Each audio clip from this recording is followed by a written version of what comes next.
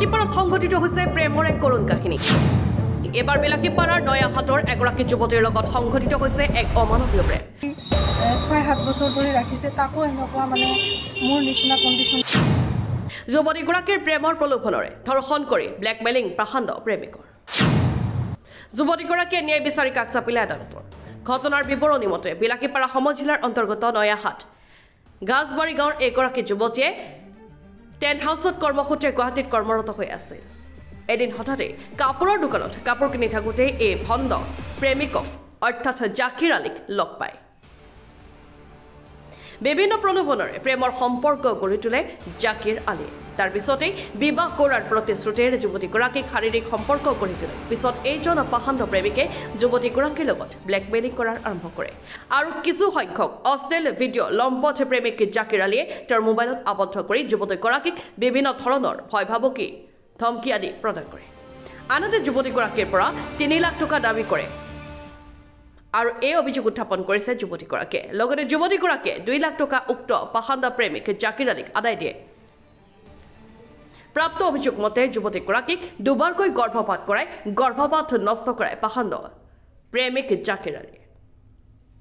গাজী ৰহমানৰ পুত্ৰ জাকিৰ আলীৰ ঘৰ ধুবুৰী জিলাৰ গৌৰীপুৰ থানাৰ অন্তৰ্গত গোৰামাৰী ৩য় খণ্ড গাঁৱত বুলি জানিব পৰা গৈছে।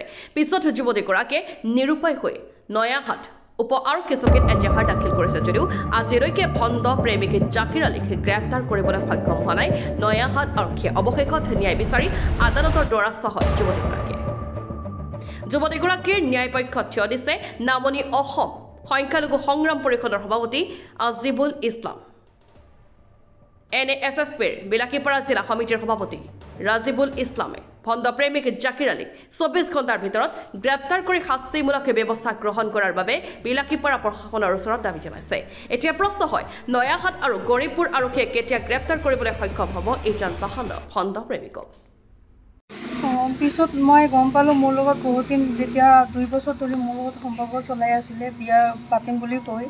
তাৰ পিছত মই গম পালোঁ, এদিন মই তাৰ মোবাইলটো চেক কৰি চালোঁ, ই মানে দেহ ব্যৱহাৰী কৰিছিলে ছোৱালীৰ লগত। বিভিন্ন ছোৱালীৰ ফটো ভিডিঅ' চাইছিলোঁ মই বেয়াকৈ।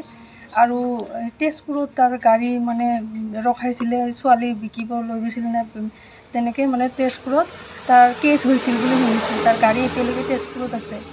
আৰু যোৰহাটৰ এটা মাইকী মানুহ ৰাখিছিলে, বহুত দিন তাৰ লগত সম্পৰ্ক আছিলে, তাতো ধৰা পৰিব লওঁতে হয়, আজি আমি নামনি অসম সংখ্যালঘু সংগ্ৰাম পৰিষদৰ এটা সজাতি দলে ঘটনাস্থলীত ভুক্তভোগীৰ ঘৰত আহি আমি তথ্য অনুযায়ী শুনিব পাৰিছোঁ যে গৌৰীপুৰৰ গেৰামাৰী পাৰ্ট 3 বইল গাঁৱৰ এজন লম্পট নাম জাকিৰ হুছেইন। এই ল'ৰাজনে এইজনী পিতৃহাৰা গৰীব দুখীয়া ছোৱালীক প্ৰেমৰ জালত পেলাই বিয়াৰ প্ৰতিশ্ৰুতি দি ২ বছৰ শাৰীৰিক সম্পৰ্কত লিপ্ত থাকে। সেই শাৰীৰিক সম্পৰ্কৰ কিছু অশ্লীল ফটো ভিডিঅ' নিঞ্জা কৌশলেৰে সংগ্ৰহ কৰি ছোৱালীটোৰ পৰা প্ৰায় ২ লাখ টকা আদায় কৰি লয়।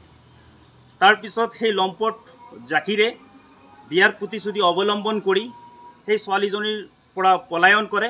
ছোৱালীজনীয়ে উপায়হীন হৈ নয়াহাট উপ আৰক্ষী থানাত এখন ইজাহাৰ দাখিল কৰে লম্পটজনৰ নামত জাকিৰ হুছেইন। তাৰপিছত নয়াহাট উপ আৰক্ষী থানাই এই লম্পট জাকিৰৰ বিৰুদ্ধে এগেইনষ্টত কোনো ধৰণৰ একশ্যন ল'ব পৰা নাই আৰু বিহিত ব্যৱস্থা গ্ৰহণ কৰিব পৰা নাই। গতিকে আমি নামনি অসম সংখ্যালঘু সংগ্ৰাম পৰিষদ বিলাসীপাৰা জিলা সমিতিৰ তৰফৰ পৰা আমি এই ঘটনাক তীব্ৰভাৱে গৰিহণা দিছোঁ আৰু ধিক্কাৰ জনাইছোঁ। আমাৰ নয়াহাট উপ আৰক্ষী থানাত কোনো ধৰণৰ আস্থা নাই আৰু ছোৱালীজনৰ কোনো ধৰণৰ আস্থা নাই। এতিয়া বিলাসীপাৰা প্ৰশাসনক আমি আহ্বান জনাওঁ, এই ছোৱালীজনক ন্যায় লাগে, কাৰণ আমাৰ সমাজে এই কুকৰ্মক কেতিয়াও স্বীকৃতি নিদিয়ে। গতিকে আমি বিলাসীপাৰা জিলা সমিতিৰ তৰফৰ পৰা আমি দাবী জনাওঁ, বিলাসীপাৰা প্ৰশাসনে যাতে এই লম্পট ল'ৰাজনক ২৪ ঘণ্টাৰ ভিতৰত এৰেষ্ট কৰি আৰক্ষীৰ আওতাত আনিব লাগে। এইটো আমাৰ নামনি অসম সংখ্যালঘু সংগ্ৰাম পৰিষদৰ দাবী উত্থাপন কৰিছোঁ। নহ'লে অনাগত দিনত আমি তীব্ৰভাৱে আন্দোলন কৰিবলৈ আমি বাধ্য হ'ম। বিলাকীপাৰাৰ পৰা হাছান আলীৰ ৰিপৰ্ট, NDTV।